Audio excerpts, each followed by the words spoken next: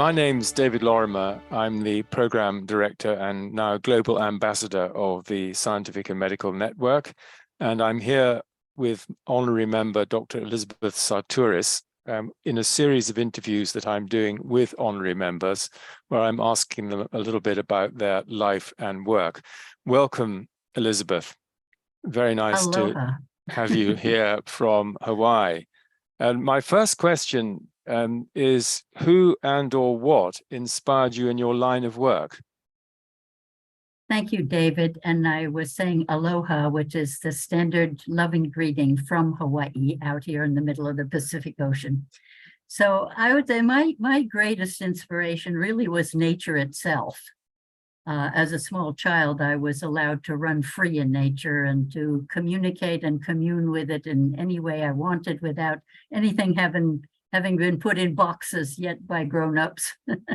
And so that was my great inspiration. And I was about 12 years old, I guess, in junior high school, and really wanted to study biology because I thought nature would answer all the human big questions I was asking about who are we, where'd we come from, where are we headed, not knowing those were the great philosophical questions always. So aside that, you want mentors or people like that who inspired me? Yes, and where were you brought up, by the way, just in terms of your experience of nature? In the Hudson Valley, and we literally had a big boarding house property right on the river. I say I still have the mud of the Hudson between my toes. The Hudson River is an unusual river flow that goes north from New York City, because the first 130 miles of it or so are actually a tidal basin with tides. And so it's a very interesting river as rivers go. That's very interesting. And then who then influenced you in your line of work? So you always wanted to be a biologist by the sound of things. I always did. And my parents said science was for boys. Remember, this is back in the 40s and early 50s when I go off to college in 1952. And so they made me study art and for 4 years. And I'm not sorry in retrospect. Because I learned interesting things, like I didn't understand abstract art when I was told to do it, and only when I became a scientist did I understand the concept of abstraction. So the two interwove nicely in my life as it turned out. But I did then go into science, of course, and go all the way through to a PhD and become an evolution biologist. And later, as an adult, becoming an evolution biologist, my biggest mentors were people like, of course, Jim Lovelock and his partner, Lynn Margulis, the Gaia hypothesis. And Jim spent 10 days with me, but came to visit me on my Greek island where I was at that time, a girl escapee from science that wasn't answering her big questions. And then there was the Russian V.I. Vernadsky. And it was actually Jim who gave me the book about Vernadsky, who was just terrific at understanding how the planet recycles its crust into life and back again into crust. Wonderful stuff. And then Eric Jantsch, who wrote The Self-Organizing Universe, first person to come up with a whole self-organizing universe. And yes, then, I have that book. that was very inspirational to me. And then let's see, Thomas Berry, later Dream of the Earth, and I met him and got to sit and have wonderful conversations with him. And J. Allen Boone, the man who wrote Kinship with All Life, was very important to me, still is. I really consider him a kind of mentor, even though I never met him. He died before I could have. Because he really understood the deep communion of nature, why we can commune directly with animals, with plants, and so forth. Just great stuff. And he learned that communion from a dog, of course. But Kinship with All Life tells that story, and then shows how he practiced once he was taught how to set up the mental bridge that permitted communion with the dog. Then he practiced it on all kinds of other species, and he wrote 3 more books. The Just dog's what we name need. was Strongheart was the dog's name. Anyway, and then Lyle Watson was also inspirational for me. Do you know Lyle Watson's work? Yes, he was a member as well, actually, Oh, in yes, the early yes. days, and he gave a talk at the Mystics and Scientists Conference, back Right. in the early 80s or even Oh, late once, 70s. he telephoned me once from his yacht going by when I was living in Washington, D.C. in the early 90s.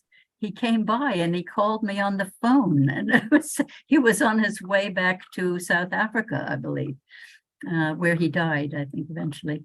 Anyway, so those are a few. That's enough, I think. Yes, and what about Waddington and Conrad Oh, Waddington? yes. Did you interact with him a bit? Because he was very important for Brian Goodwin, of course, is Yes, another of our biologists. I didn't interact with him directly, but my biology teacher in graduate school was a very close colleague of Waddington's.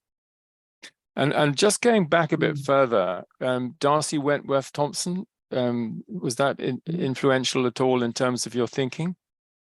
Not until much later, when my thinking was pretty well formed. Yeah. Right. Yes, because he was a professor at St Andrews, which is my university, and he was also, interestingly, president of the Classical Association. So he was a polymath. So let's go on to the next question, Elisabeth, which is what do you regard as your most significant contribution? Because you've made a lot of contributions, I think, in the evolution biology. I think it's one of the main contributions, I think, was recognizing nature as a source of economics and politics, so that I could teach economics and politics directly through nature, through ecosystems that were mature. My maturation cycle, of course, I think was an important contribution. And at the time I came up with that, everybody was talking about rebirth, and nobody seemed to get that we were in an adolescent crisis but me. Anyway, it certainly did become very popular later, and other people probably arrived at that same idea independently, but for a long time I felt lonely about it. Recognized teaching from the body, showing that we're expanding economies cellularly up to adolescence, and then we can't get bigger anymore. So that you could directly show that an economy that tries to keep growing beyond its mature cutoff phase, where it has to become cooperative, the maturation cycle is important because the stage of youthful expansion is necessary before you go into the mature cooperation. You have to learn by the experience of doing competition, which drives a lot of creativity in the youthful mode, right? We know that. But then you have to shift into, just as we as individuals, as adolescents, become cooperative members of society after being feisty, competitive teenagers and all that. So that maturation cycle, the keyboard metaphor, the body economics metaphors, I think those were important contributions. And then the next one was the recognition that science rests on a set of fundamental assumptions which comprise its worldview. Totally. And that therefore Western science can't be the only science because it has a very particular axiomatic worldview. And of course, you cannot make even a theory in science about how a cosmos or a planet work if you have no idea what a cosmos or a planet is, right? So you must have that worldview that the founders of the science so deeply believe that they think it's obvious truth, whatever their worldview is, right? And that's why I held the symposia to track exactly what was that paradigm shift necessitated by quantum science, which suddenly broke through that materialist Western science, through matter, into this strange field of where everything emerged from, and that they kind of recognized as consciousness, but they had no way of explaining that from the axioms of Western science. So every founder of quantum science publicly acknowledged going to Vedic science from India for a consciousness-based science rather than a materialist science. And then through my symposia, I also checked out Islamic science and by holding a symposium in Kuala Lumpur, and getting them to write out their fundamental axioms, and discovering that Islamic science is a science of life, a living science, where axiom number one, as you'd expect, is Allah created the universe, and axiom number two is Allah created a living universe and told us to study it. So bingo. And I wanted to do Taoist science next because it's the one about my keyboard, matter, energy, spirit sequence. And also Taoist science is about the place of humanity within nature. What is our role, our responsibility, our opportunity, all of that. But I lost the funding for that, didn't get to do it. And I'm hoping maybe someone in the scientific and medical network might take up that work where I can't do it any longer, and eventually put together a global consortium of sciences to parallel the Parliament of World Religions, which all get along when they meet together. And if we had the sciences meeting together, not only the ones I mentioned, like Western and Vedic and Taoist, but for the indigenous sciences, which are all there. Indigenous people did chemistry and medicine and astronomy and all those things we call science, agrological sciences of food and all of those things, and health, so we need to have the checks and balances so that a science of living systems can say to Western science, watch out with your technology. You mustn't make it non-biodegradable. You have to recycle. You have to avoid the toxins when you're being a technological society. And we need those. If we had this global consortium of sciences, we would have that kind of checks and balances dialogue. Yes, I think this is something we could actually take forward in the next period, and we'll have a separate conversation about that. But I wanted just to come back to the question of worldviews, because you did a bit of work with Willis Harman and on both on biology and on worldviews. Perhaps you'd just like to say a little bit about that. Well, back when I was living on a little Greek island in the late 70s to early 90s, Willis Harman and I were exchanging fax letters. The old fax, goodness. And it was all about, what if we assumed consciousness was fundamental? How would that change biology, and how would that in turn change society? And so when I came back in 91, we decided actually to write the book together, the book called Biology Revisioned, which was my title. And he liked it. It was also my idea to make that a conversation between the two of us so that the reader would know who was saying what. And I think it was really a very successful book. Unfortunately, the Institute of Noetic Sciences that published it never promoted it, and eventually threw all the copies they had away. Sergio Lube managed to rescue a few books, so they just did not really get what we had done. I don't think. No, well, there's other publications of Willis's I've been trying to get them to reissue, because his work I think was very important. Let's go on to how you see the evolution of consciousness studies. Way, I was going to say, tragically, Willis died just after we finished the book. And only in retrospect, rereading his sections, did I realize that he had literally written his obituary in the book. And I had tried to get him to a wonderful psychic healer in Brazil. And he wouldn't go and did all this Western surgery and chemo, and finally said, I want to go to Brazil. By the time he got there, it was too late for the surgeon to, the psychic surgeon to heal him. What a pity. What a pity. As anyway, he said, he could stop further problems, but he couldn't restore excised tissue and all that. Go on. Indeed. So I was going to ask you about how you see the evolution of consciousness studies and the relationship between science and spirituality going forward over the next 10 or 20 years. Well, of course, my keyboard model points out that we don't have to integrate science and spirit. We have to ask ourselves why we took them apart in the first place.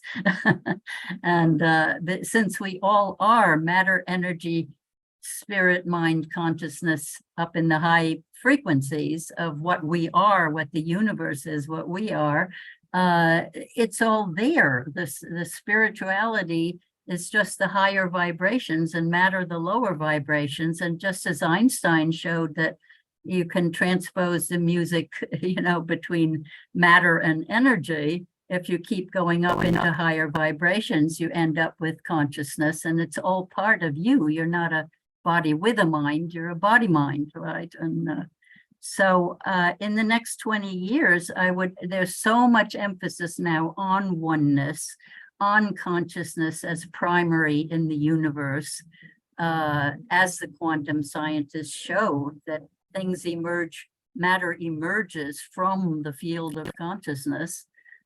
So I think it's enough out there so that with the will of so many people to build caring, sharing community, which is about relationship again, about, harmonious getting along, cooperating, recognizing science and spirit as all part of our life in a very integral way.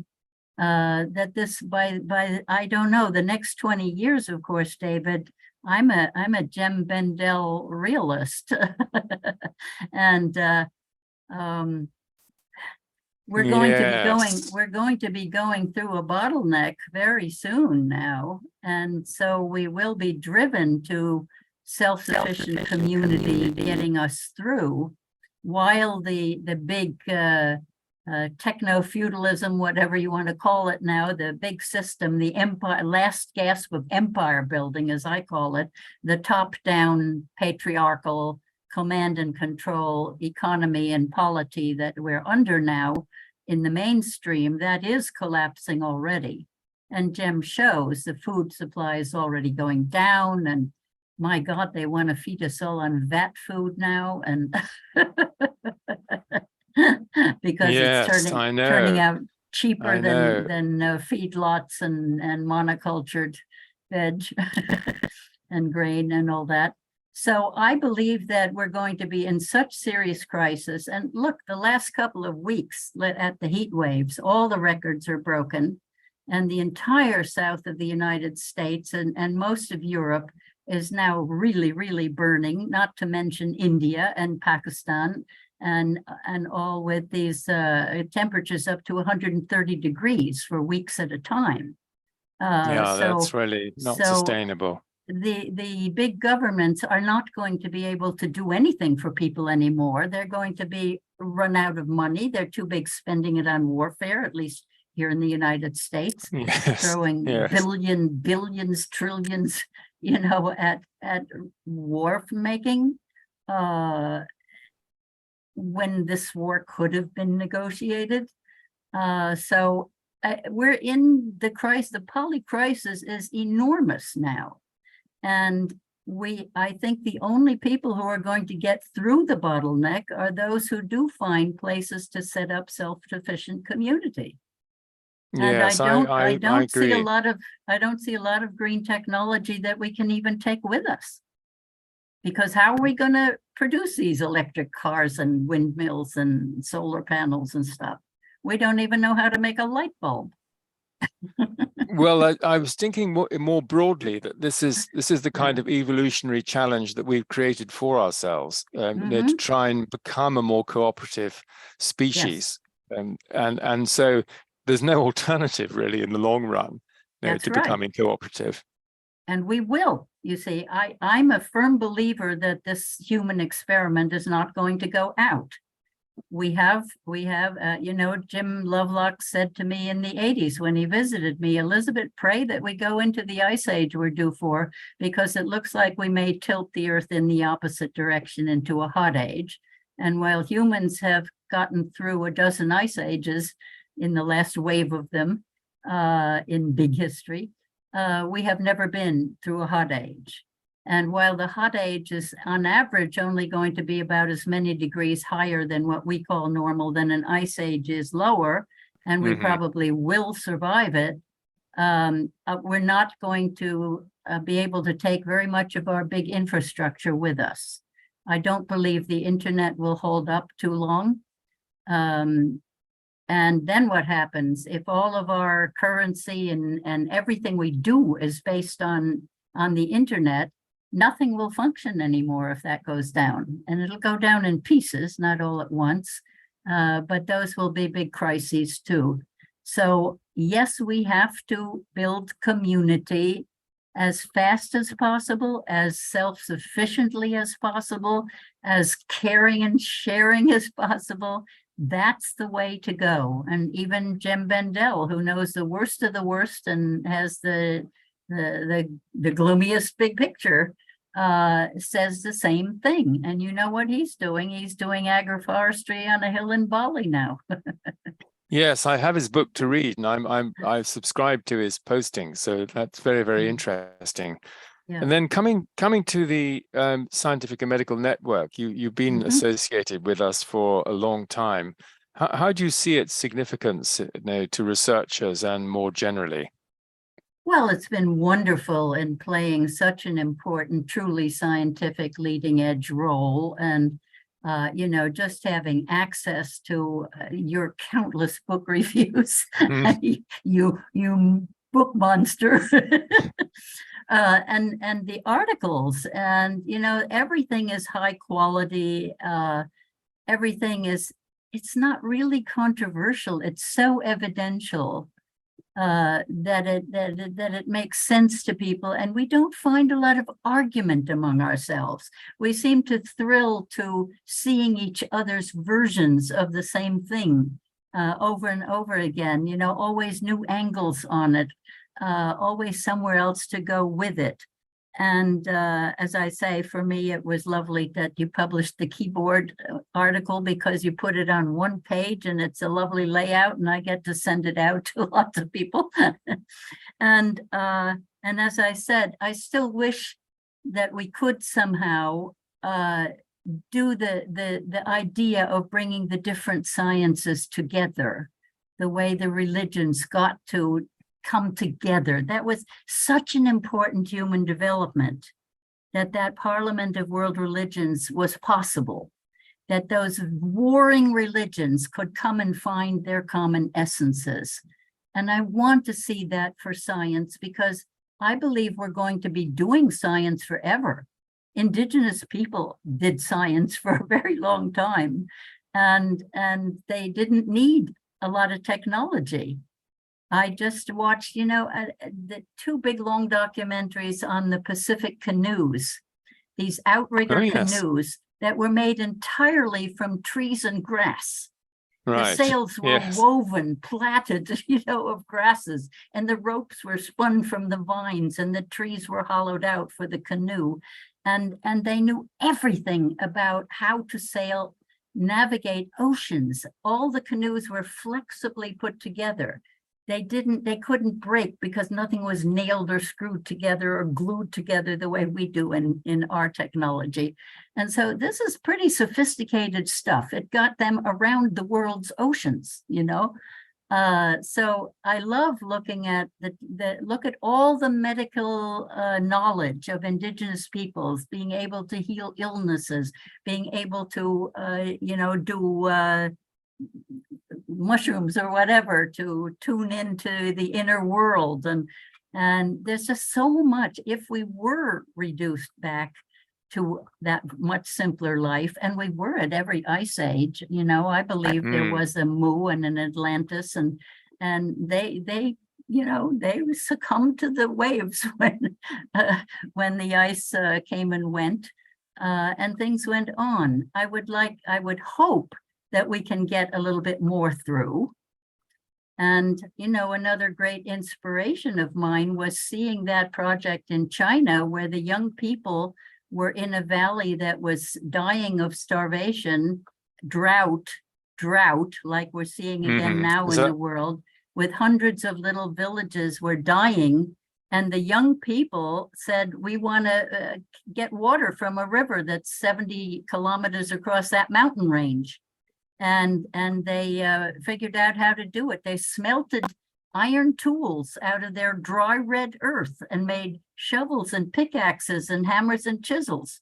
And they made ropes that they braided and swung off cliffs and chipped their way in. And the Iron Girls Dynamite team, which I interviewed in China in early 70s, had made homemade dynamite and blasted tunnels through mountains. Amazing. And the guys, the people all over the valley were chipping these blocks of stone and like ants carrying them up to where the kids were in the mountains. And they built aqueducts bigger than the Romans built. Stone on stone, no technology, no machinery. So yes, when you see something like that, and you see that they did bring that water, and by that time they had learned how to build a simple generator so that as the water fell down into the valley, they could make electricity. They figured all this stuff out when they were poor peasant kids with no technology and forbidden by the government to do this crazy project. They hid in the hills to do it. Yes, I mean, it's there are parallels with the not far from where we live. There's a Pont du Gard, which is an aqueduct which went 40 kilometers from one place down to Nîmes, in fact. And the idea that one could build something of that sophistication and complexity and just sheer size is quite staggering. And it's anyway, inspirational. It is. Because I mean, it really, you don't have to be hopeless when you see what humans have already achieved out of nothing, what we call nothing, nature. yes, and just on following up your point about community, I mean, we're part of a kind of self-organizing support community here in our area. So these things are happening, and I do agree. I think that this more mutuality, the mutual aid, which Gautier Chapelle and Pablo Servine, they call that. Yes, they call that the second law of the jungle, and that's where we need to go. Came from Kropotkin, yeah. Absolutely. Now I have Kropotkin's book. Yeah. So just winding up, Elisabet, what have been your most important lessons from life, personally and professionally? That's a really big question, but I'm sure you've got some interesting things to say.